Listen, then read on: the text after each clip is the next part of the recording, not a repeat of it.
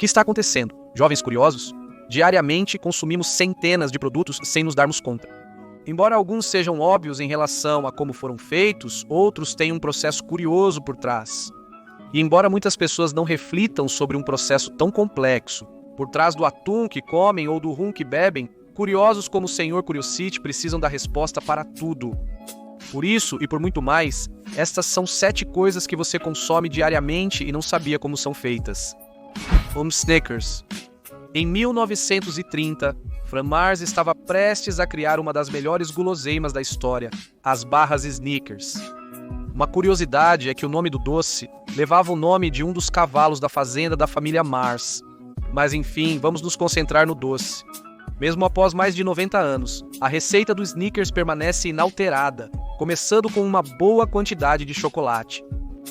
Dentro de uma misturadora, chocolate com leite e manteiga de cacau são misturados por alguns minutos para formar um chocolate cremoso e espesso, que vai cobrir nosso doce. Para a parte de dentro, primeiro precisamos do caramelo, que neste caso vai ser produzido misturando e cozinhando açúcar com água e leite. Depois passamos para a parte do amendoim, onde são recebidos de outras fábricas sacos enormes cheios de amendoim limpo e já torrado. O amendoim vai ser depositado em uma misturadora junto com todo o caramelo feito anteriormente e toda a mistura vai ser colocada em uma esteira transportadora esperando esfriar. Simultaneamente, em outro setor da fábrica, é produzida uma obreia de torrone com leite, ovos, açúcar e baunilha, que servirá de base para o Snicker. Agora sim, uma vez que já temos o torrone e o caramelo com o amendoim, eles se encontram e passam a se juntar para formar 2 andares de puro sabor. Lâminas transformam a placa em tiras longas e finas, que depois são cortadas no outro sentido por outras lâminas. Assim, formam-se pequenas barrinhas que esperam pelo banho de chocolate. E é aí que vamos agora. As barrinhas passam por um banho de chocolate. Depois, de forma ultra secreta, conseguem um formato singular na parte superior do chocolate. Agora basta esperar que esfriem para embalá-los e chegarem até nós. Isso parece delicioso. 2. Maionese. Sabemos que alguns alimentos, como batatas fritas, são deliciosos do jeito que são. Mas sabemos que se acompanharmos com algum molho, como ketchup ou maionese, muitos alimentos podem ficar mais saborosos. Por isso, hoje veremos como fazer maionese. Você sabia que acredita-se que a maionese se originou na cidade espanhola de Mahó? É daí que vem o nome molho maionese. Enfim, vamos retornar à fábrica. Embora existam diferentes receitas, todas levam ovos e óleo como ingredientes principais.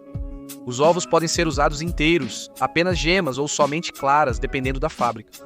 Neste caso, os ovos crus chegam em um enorme caminhão-tanque e são armazenados em câmaras refrigeradas.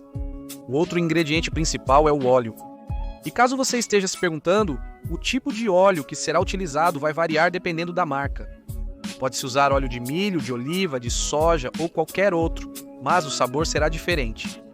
O óleo bombeado para câmaras de armazenamento inicia o processo de seleção. Apesar de alguns ingredientes secundários darem um toque especial à maionese, esses ingredientes secretos serão misturados com vinagre e sal para formar uma mistura homogênea. Depois, com 3 reservatórios separados contendo óleo, ovo e a mistura. Agora, os ingredientes serão misturados para formar uma maionese homogênea. Após o controle de qualidade, a maionese é embalada em diferentes recipientes, ficando pronta para consumo. Atualmente, para remover os pelos do rosto ou corpo, as pessoas utilizam diferentes aparelhos de barbear. Ainda que os produtos que utilizamos hoje sejam inovadores de alguma maneira. Há milhares de anos, quando o homem ainda habitava cavernas, ele já usava objetos cortantes como pedras para aparar a barba e pelos faciais. Mas tudo bem, vamos começar com o processo. Para um bom barbeador ou aparelho de barbear, precisamos de lâminas bem afiadas. Vamos analisar a primeira etapa do processo. É onde chega à fábrica uma fita de aço inoxidável com apenas 1/10 de milímetro de espessura. Primeiro, a fita passa por uma máquina de corte que, sob pressão, molda-a no formato de lâmina de barbear. Agora o aço está macio como papel. Agora é realizado um processo de têmpera interessante, onde o metal atinge 1100 graus Celsius. Em seguida, o material é mergulhado em água fria, resfriado a 50 graus e reaquecido. Tudo isso gera mudanças na estrutura molecular do aço e nos dá uma lâmina dura e resistente. A fita de aço é afiada e polida, dando fio às lâminas. Depois, passam por uma lâmina que vai cortar a fita e separar as lâminas de barbear individualmente. Agora que já temos as lâminas afiadas, passamos para a parte do cabeçote e do cabo do barbeador. Como em muitos processos já vistos, para fazer essas partes são usados pequenos grânulos de plástico e borracha. Os grânulos derretidos são injetados em centenas de moldes para formar as peças. Após as secas, robôs inserem as lâminas afiadas nos cabeçotes. E, por fim, o cabo é adicionado para montar um barbeador completo. Não se corte, time 4. Carne seca. O ser humano come carne há milhares de anos e, antigamente, quando não existiam geladeiras, uma das formas de preservá-la era secando-a. Atualmente, em alguns supermercados, encontramos petiscos de carne seca, conhecidos como beef jerky ou charque. Mas você sabia como eles são feitos? Primeiro, obviamente, precisamos de carne. Depois de escolhermos os pedaços que vamos usar, eles passam por lâminas que cortam a carne em pequenas tiras. Agora, nossas tirinhas de carne serão misturadas para receberem todo o seu sabor. Sal, pimenta e outros ingredientes secretos que vão dar um sabor único. Após as tiras de carne terem absorvido bem os temperos, as tiras de carne serão colocadas em estruturas de aço e depositadas em torres, para depois serem levadas aos fornos.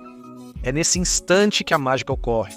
A carne, para conseguir que seque e endureça desse jeito tão particular, vai precisar ser cozida lentamente com ar quente por um longo tempo.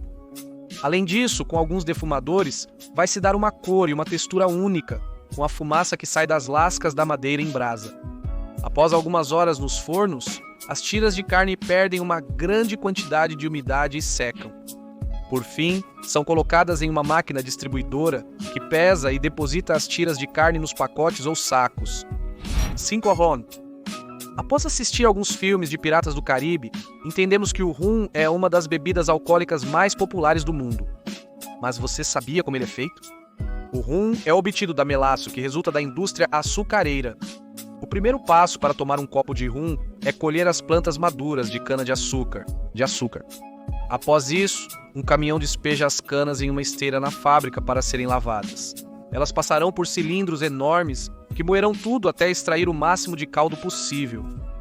O próximo passo acontece quando todo o caldo doce é colocado para ferver durante algumas horas dentro de alguns tanques de armazenamento, para finalmente obter o melaço, que é uma pasta espessa e super doce. Até agora teríamos apenas açúcar, então é nesse momento que começa o processo de fermentação. O melaço é misturado com água e fermento, uma bactéria que consome o açúcar e produz dióxido de carbono e álcool. Essa fermentação ocorrerá por dias, com a mistura mantida em agitação a altas temperaturas. Todo o conteúdo dos tanques de fermentação agora deve ser destilado, e para isso, ele será aquecido o suficiente para que o álcool evapore. Depois, ao passar por tubos resfriados, o vapor se condensa e vira álcool líquido. O líquido obtido do processo tem 80% de álcool e não muito sabor. Neste momento, ele é misturado com água e colocado em diferentes barris de madeira, onde vai descansar por alguns anos até estar pronto. Quando o rum atinge o ponto ideal, é retirado dos barris e engarrafado. Em seguida, a garrafa é embalada em uma caixa, pronta para distribuição mundial. Cuidado com o rum. Jack 6. Atum. O atum é um dos peixes mais caros do mundo, e embora possa ser consumido cru, a maioria das pessoas consome o atum que vem em lata. Mas você sabe como ele é feito? Inicialmente ocorre a captura do atum. O atum pode estar nadando livremente pelo oceano ou em fazendas submarinas ao redor do mundo. Uma vez que o atum é levado para a fábrica, e esse vinho congelado é descongelado com água fria e depois o grande peixe é cortado com serras afiadas em diferentes pedaços. Os pedaços de atum são dispostos em prateleiras e colocados em um grande forno, onde cozinham principalmente no vapor. Depois de alguns minutos, o atum é retirado e levado para a parte de limpeza, onde manualmente centenas de funcionários vão limpar o atum. Eles vão colocar os melhores lombos de atum em diferentes latas. Os pedaços menores ou restos não usados passam por outra etapa, sendo desfiados e colocados em latas de menor valor. Por fim, adiciona-se óleo ou conservantes na lata e elas estão prontas para chegar até nós. 7. Óleo de lavanda. Lavandula angustifolia pode até parecer o nome de algum imperador romano, mas na verdade é o nome científico pelo qual conhecemos a planta de lavanda. Essa planta aromática vem sendo usada pelas pessoas há centenas de anos. Sabe-se que ela possui propriedades antivirais, antibacterianas e anti-inflamatórias, além de um aroma maravilhoso. Mas você sabia como é feito? O primeiro passo é irmos até algum campo de lavanda, onde depois de 2 anos de plantada, as plantas de lavanda começam a dar flores de lavanda. Uma colheitadeira recolhe os caules com flores e os deposita em um caminhão. O próximo passo, depois que a carga chega à fábrica, é colocar a colheita dentro de um tanque de aço para realizar a destilação. Exatamente, como nas bebidas alcoólicas, o processo será a destilação. O que se faz nesse caso é introduzir vapor de água no tanque, e enquanto a lavanda é aquecida, obtém-se um vapor cheio do óleo dessas flores. Uma vez que esfria, esse vapor acaba se transformando em óleo de lavanda de um lado, e o restante do líquido acaba sendo usado como água de lavanda, já que contém um aroma intenso. Por fim, os líquidos obtidos são vendidos para fábricas que os utilizam para aromatizar e agregar propriedades aos seus produtos. Antes de ir, mando um abraço para Rodrigo Garcia, Victor Binamontes e Fausto Alvarado. Depois mando um abraço para César Lopes, outro abraço para Gerard Adriano Mercedes e por último mando um abraço para Benjamin e para Ismael Ala. Outro abraço para Ferri Gomes e o último abraço vai para o craque Jair Alfredo Garcia,